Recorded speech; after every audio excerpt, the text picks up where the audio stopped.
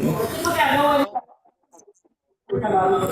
the name of the Father, of the Son, of the Holy Spirit. Amen. Come, Holy Spirit, fill the hearts of your faithful, and enkindle in them the fire of your divine love.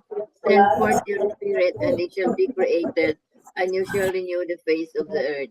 O God, who by the light of the Holy Spirit did instruct the hearts of the faithful, grant us by the same Holy Spirit to renew what is right and just, and always to rejoice in his consolation through Christ our Lord. Amen. Amen.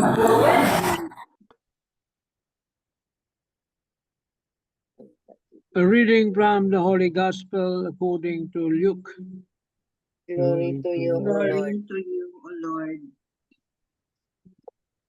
Jesus said to his disciples, "A good tree does not bear rotten fruit, nor does a rotten tree bear good fruit. For every tree is known by its own fruit. For people do not pick figs from thorn bushes, nor do they gather grapes from brambles. A good person out of the store of goodness in his heart produces good, but an evil person out of a store of evil produces evil. For from the fullness of the heart the mouth speaks. Why do you call me Lord, Lord, but not do what I command? I will show you what someone is like who comes to me, listens to my words, and acts on them. That one is like a man building a house who dug deeply and laid the foundation on rock. When the flood came, the river burst against that house, but could not shake it because it had been well built. But the one who listens and does not act is like a person who built a house on the ground without a foundation. When the river burst again against it, it collapsed at once and was completely destroyed. The Gospel of the Lord. Praise to you, Lord Praise to Jesus you, Christ. Lord Jesus Christ.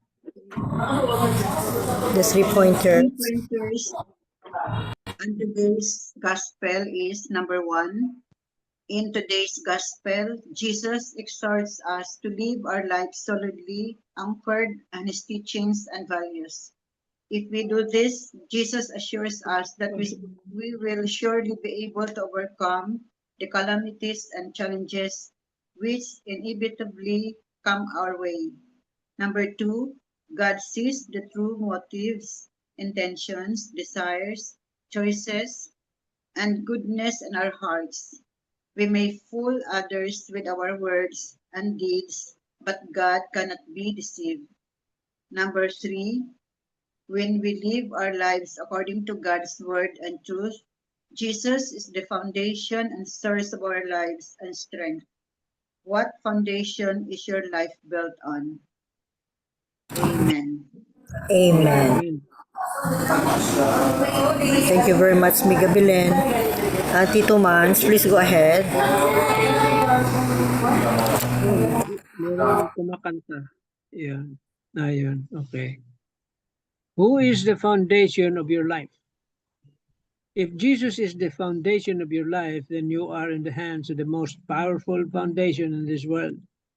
Nothing can defeat you, and nothing can destroy you, because your life is firmly anchored upon Jesus. But should we rest already and feel secure simply because our lives are anchored in Him? No. For as followers of Christ, we are not called to complacency, but to mission. Our mission is to share gentleness and love of Jesus with our fellow men and women. We must remember that we are the good tree that Jesus speaks of in the gospel. And just as a good tree bears good fruit, so too must we share our fruit, which is none other than Jesus himself. Let us not keep our love for Jesus locked within our hearts. Instead, let us radiate this love outward, so that others too may feel his tender embrace. Through our witness, they may experience the healing, the mercy, and the forgiveness of Christ. gift that the world needs now more than ever before. For many live their lives without the guidance of Jesus. If we care to share him even with just one soul, we have already fulfilled our mission as his faithful and fruitful followers. And who knows, through our courage in proclaiming Christ, a single seed planted in love may transform lives beyond what we can ever imagine, simply because we cared enough to share Jesus. Will you keep Jesus only for yourself, or will you courageously share him so that others too may experience his saving love? Amen. Amen.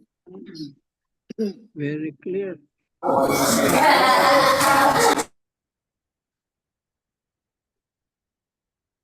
Even in the 3 pointers, no, which is the gist of the gospel. Yan ang gist ng gospel, yung 3 pointers na yan. Yung anong ibig sabihin ng mga sinasabi sa gospel. It speaks of our foundation. See? If you have a good relationship, deep relationship with Jesus, with God, you are anchored solidly with Jesus. That's why nothing can destroy you. Not any trials or tribulations can destroy you. Okay? But it doesn't end there. It says here, even if you're anchored in Jesus, you still have to do something. You still have that, sinasabi nga dito, a mission. We are not called to complacency, but to mission. To share, sabi dito, our mission is to share the gentleness and love of Jesus with others. We are the good tree that Jesus speaks in the gospel. Just as a good tree bears good fruit, so too must we share our fruit, which is none other, Jesus himself. That's why our mission, we pray for others, we read the gospel, we share the gospel. But the most important thing there is also to live the gospel. Okay?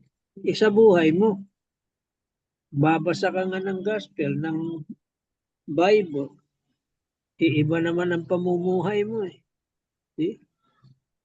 Contradictory sa iyong pamumuhay yung binabasa mo. Isa buhay mo. Then the others will see it. Make your life the gospel itself. So people will follow.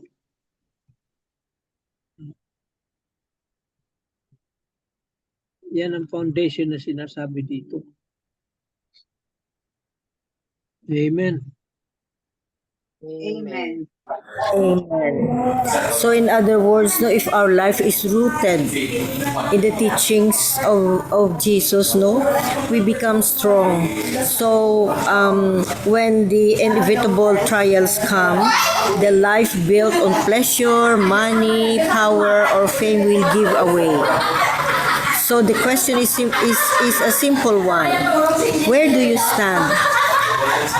How goes it with your heart, or what precisely is the whole of your life built? Yun. So if we have a good foundation, we can face any trials, we can face any tribulations, we can face any challenges in life because we have a strong foundation. So in order for us to have a strong foundation, we have to be rooted to the teachings of Jesus. Amen. Amen. Tita Belle, you have something? Sorry, I wasn't able to to take down notes.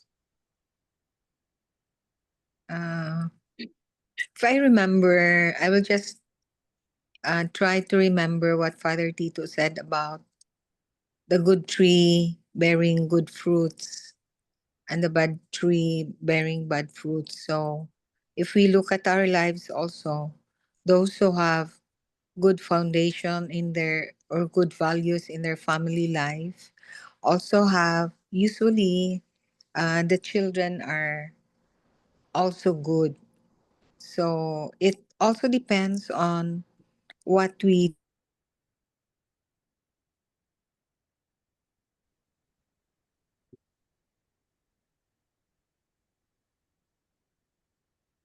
Na-froze si Tita Bell. Praise. No, I cannot. Yeah. So in other words, no, if we bear good fruits, no, it depends on how we teach our children, how we teach them, how we open their hearts, no, to the Bible or to the gospel, no, and to the words of God, so that by bearing good fruits, no, tayo good fruits. It means na good fruits ang mga anak natin. If we are good enough. So our kids, our children, and those who have listened to to the words of God, no, through us, through sharing the words of God, no, they will also become good fruits. Yun. So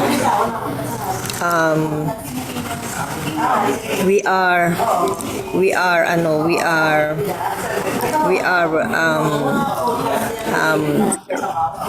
tawag dito, we are taught by Jesus we are taught by Jesus to listen to his words, to act on them, just like what Tito Manny said, no?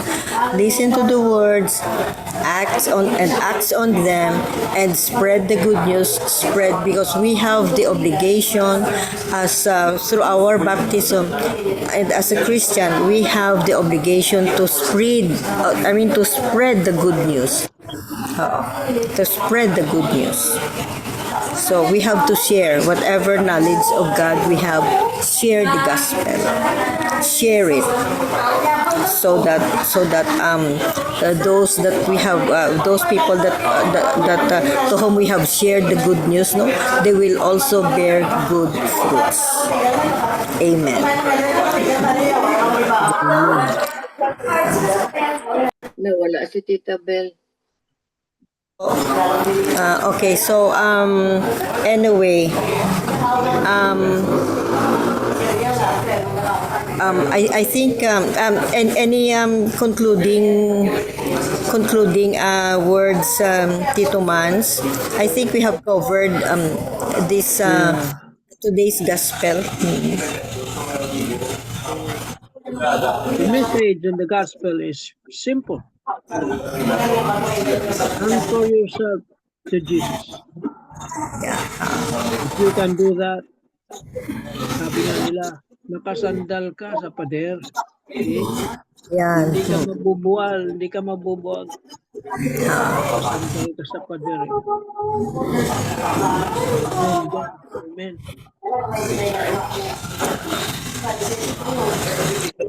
Amen.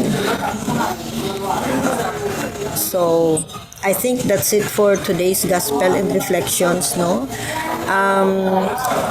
The main thing here is keep our life rooted to the words and teachings of our Lord Jesus Christ, and spread the good news so that we may bear good fruits. Amen.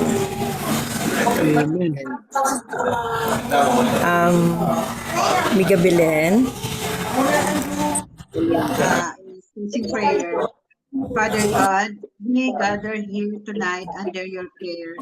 We pray that you bless our hearts and minds to know we have done well. Lord, we believe that you will provide for us. In Jesus' name, amen. Amen. Amen. And all together, please, glory be to the Father, To the Father, to the Son, and to the Holy Spirit, as it was in the In the beginning, beginning, now, now and and ever, shall be world without end. Amen. Amen. In the name of the Father, The Father, the Son, of the Holy Spirit. Amen. Amen. Thank you all. Thank you very Good much. evening, So, Tita Tita Linda. Linda. Good evening, Tita Lynn.